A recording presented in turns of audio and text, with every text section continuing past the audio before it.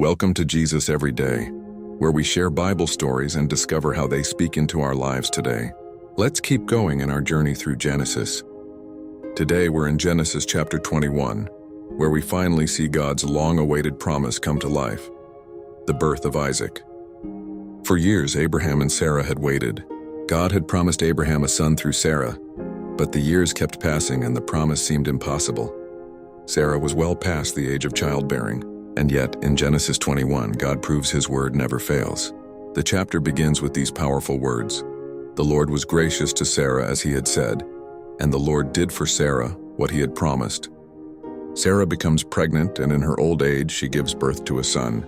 They name him Isaac, which means laughter, because Sarah had once laughed at the thought of bearing a child so late in life. But now her laughter is filled with joy. She says, God has brought me laughter, and everyone who hears about this will laugh with me. Isaac's birth isn't just the fulfillment of a promise to Abraham and Sarah. It's the beginning of a line of blessing that would ultimately lead to Jesus Christ, the Savior of the world.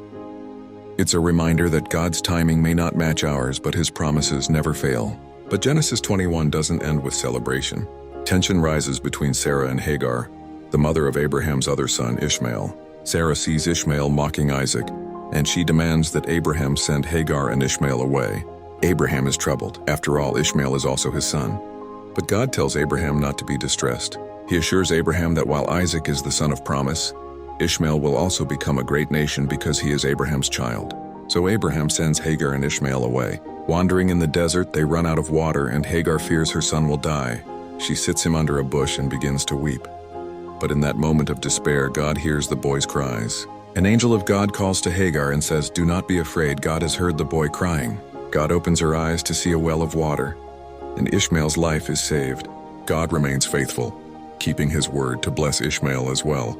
The chapter closes with Abraham making a treaty with Abimelech at Beersheba, establishing peace in the land where he was staying. Abraham then plants a tree and calls on the name of the Lord, the eternal God. So what does Genesis 21 teach us? First, God's promises may take time, but they always come true. Isaac's birth shows us that nothing is impossible with God. Second, God cares for those who feel forgotten or cast aside.